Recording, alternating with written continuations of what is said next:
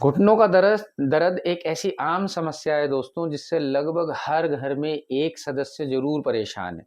क्या कारण है इसका? इसका सिंपल कारण अगर हम समझें तो टाँगों का कमज़ोर होना, हमारे लेग्स की मसल्स का बहुत ज़्यादा कमज़ोर हो जाना, हमारे जीवन में ऐसी एक्सरसाइज़ेज़ का अभाव जिसकी वज़ह से हमारी टाँगें, हमारे जो लेग्स हैं उनकी मसल्स, ख़ास तौर से हमारी थाइज़ की मसल्स, हमारे थाइज़ के पीछे हैमस्ट्रिंग्स की मसल्स, इनका टाइट हो जाना, इनका बहुत ज़्यादा वीक हो जाना, जिसकी वज़ह से ये घुटनों को सपोर्ट देने में सक्षम नहीं होती।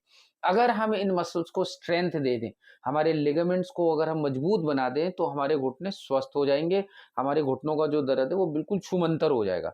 तो आज के इस वीडियो में मैं आपको ऐसे योगाभ्यास सिखाने जा रहा हूँ, जिनको करके आपकी इन लेग्स की मसल्स में स्ट्रेंथ आ जाएगी, आपके जॉइंट्स, आपके टेंडन्स बहुत ज़्यादा स्ट्रॉन्ग हो जाएँगे। साथ ही में दोस्तों, वज़न का शरीर में बहुत ज़्यादा होना, वो भी एक कारण है हमारे घुटनों के दर्द का, क्योंकि जो पूरा शरीर का वज़न होता है, वो हमारे कमर या घुटने, हमारे जॉइंट्स बेयर करते हैं। अगर आपको अपनी बॉडी के वेट को कम करना है, तो ऊपर एक लिंक शेयर कर रहा हूँ वीडियो का, वज़न घटाने के लिए, आप उसको भी देख सकते हैं और उसकी भी मदद ले सकते हैं। साथ ही बने रहिए पूरे चैनल में पूरी वीडियो में मेरे साथ, और चैनल को अगर आपने सब्सक्राइब नहीं किया है, तो प्लीज़ सब्सक्राइब कर लीजिए। अभ्यास को करने के लिए दोनों पैर सामने खोल के ऐसे बैठ जाइए। अगर आपको नीचे बैठने में दिक्कत होती है, तो ये अभ्यास आप बिस्तर पे बैठ के भी कर सकते हैं। आपको नीचे बैठने की बिल्कुल ज़रूरत नहीं है, बेड के ऊपर बैठ के ये सारे योगाभ्यास किए जा सकते हैं। तो अगर आपको घुटनों का दर्द है, तो सबसे पहले पैरों को ऐसे सामने खोल के बैठ जाइए बिल्कुल आराम से, और धीरे-धीरे दोनों पंजों को मूवमेंट दीजिए, कम से कम 15-20 बार। सूक्ष्म व्यायाम की एक प्रैक्टिस है।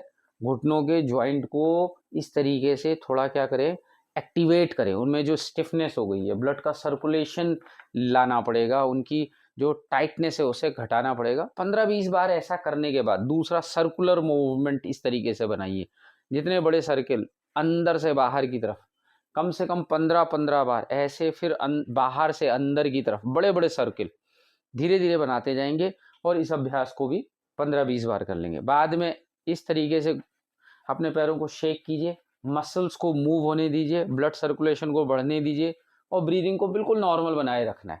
ये 2-3 अभ्यास बैठे बैठे आपने कर लिए। इसके बाद आराम से दोनों हाथों को घुटनों के नीचे इस तरीके से पकड़ लीजिए आराम से। नीचे वाला पैर सीधा रखिए, स्ट्रेच कीजिए, धीरे से फोल्ड कीजिए, सांस लेते हुए खींचिए, सांस छोड़ते हुए घुटने को मोड़ लीजिए। अभ्यास को दोहरा लीजिए कम से कम 10-10 बार, इससे कम नहीं करना है। 10-10 मिनिमम, बहुत ज़्यादा ओवरडू नहीं करना है, उससे बहुत ज़्यादा फायदा नहीं होगा। लेकिन 10-12 बार आप करते हैं, तो ये आपको बहुत ज़्यादा फायदा देने वाला है। इस तरीके से रिलैक्स। अगला अभ्यास, हम यहाँ से जो अगला अभ्यास करेंगे, दोनों हाथों को पीछे रख लीजिए बिल्कुल आराम से, पैरों को सामने। अब धीरे से उठाइए इस पैर को, 1 2 3 4, कम से कम 12-15 बार एक पैर पे करेंगे। जब आप ये कर रहे हैं, आपको अपनी क्वाड्रिसेप थाई मसल्स महसूस होंगी। थाई मसल्स की कमजोरी भी घुटने के दर्द का एक कारण है। दूसरी तरफ से भी 12-15 बार कर लेंगे इस तरीके से, दोनों तरफ से हो जाए। फिर थोड़ा सा रिलैक्स, ब्रीदिंग को करेंगे नॉर्मल, घुटनों पे दबाव पड़ेगा, लेकिन ये बहुत नॉमिनल है, जो कि आपकी स्ट्रेंथ को बढ़ाने वाला है। तो घबराना नहीं है, आराम आराम से अभ्यास को दोहराना है। सेकंड अभ्यास के लिए यहाँ से दाहिने पैर को ऊपर उठाइए इस तरीके से, right to left, left to right. बस एक तरफ से उठाना है, दूसरी तरफ लाना है, वापस उठाना है, नीचे रखना है। कम से कम 12-15 बार एक पैर से, दूसरे पैर से भी 12 से 15 रिपीटेशन इस अभ्यास के भी कर लेना है इस तरीके से। इससे भी क्या होगा, थाइस को थोड़ा जोर पड़ेगा और स्ट्रेंथ मिलेगी। थोड़ी देर रुकना है, ब्रीदिंग को नॉर्मल रखना है। अब बैठे बैठे दोस्तों दूसरे अभ्यास के लिए एक ऐसा गोल टावल कर लेंगे, फोल्डेड टावल आराम से, और अपने घुटने के नीचे ऐसे रख लो।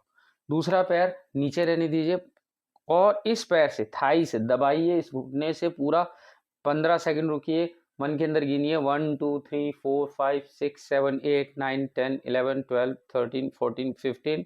रिलैक्स, कम से कम इसे दोहराइए 4-5 बार, यानी कि 1 से 1.5 मिनट आपने एक पैर से इसको दबाना है, रोकना है, छोड़ना है। दूसरी तरफ से भी इसी अभ्यास को इसी तरीके से दोहरा लेना है, ताकि आपके जो घुटने के पीछे बैक ऑफ द नी की मसल्स हैं उनको थोड़ी स्ट्रेंथ मिले, उनकी एक्सरसाइज हो और उनमें ब्लड का सर्कुलेशन तेज हो सके। सबसे ये दोहरा लेंगे। अब ये एक अभ्यास आप चेयर पे बैठ के कर सकते हैं। देखिए, दोनों घुटनों को ऐसे खींचिए, 10 काउंट तक रोकिए, धीरे से नीचे लाइए, कम से कम अभ्यास को दोहराइए 10 बार। पूरी आपकी थाइज का सब स्ट्रांग हो जाएंगी और नी के पेन में मिलेगा बहुत ज़्यादा आराम। इसके साथ साथ इन एक्सरसाइजेस के सिवाय आप रोज सोने से पहले अपने घुटनों पे थोड़ा तेल की मालिश कीजिए। घुटनों पे आप तिल के तेल में थोड़ा लहसुन पका सकते हैं, या सरसों के तेल में पका हुआ जो लहसुन होता है उसको छान लीजिए और उसकी मालिश कुछ इस तरीके से कीजिए। देखिए, घुटनों को सामने, पैरों को सामने रखिए और जिस पैर में आपके ज़्यादा तकलीफ है तेल लिया और इस तरीके से सर्कुलर मूवमेंट बना के आप आराम आराम से मसाज कर सकते हैं। ये मसाज क्या करेगी, आपके घुटने में बहुत ज़्यादा ताकत और ब्लड सर्कुलेशन लाएगी। कुछ इस तरीके से भी मालिश की जा सकती है। तो मसाज अपने घुटनों की रोज कर लेनी है। दूसरा, इसके साथ साथ अगर आपका पेट कॉन्स्टिपेटेड रहता है तो कोशिश करना है कॉन्स्टिपेशन ना रहे, क्योंकि कॉन्स्टिपेशन वात रोग को जन्म देगा और वात रोग घुटनों का दर्द या शरीर में किसी भी तरीके के अर्थराइटिस या जोड़ों के दर्द को बढ़ाने का काम करते हैं। उसके लिए त्रिफला का चूर्ण आप ले सकते हो, रोज रात को सोने से पहले 1 चम्मच घी दूध में डाल के पी सकते हो, ताकि आपके जॉइंट में थोड़ी लुब्रिकेसी बनी रहे और साथ साथ क्या रहे, पेट का कॉन्स्टिपेशन भी आपका आराम से मुक्त हो जाए। इसके लिए एक वीडियो कॉन्स्टिपेशन के ऊपर पूरा बना रखा है। अगर आप उसके लिंक को फॉलो करेंगे तो पूरा आइडिया आपको उसका भी मिल जाएगा। वो लिंक मैं डिस्क्रिप्शन में शेयर कर दूंगा।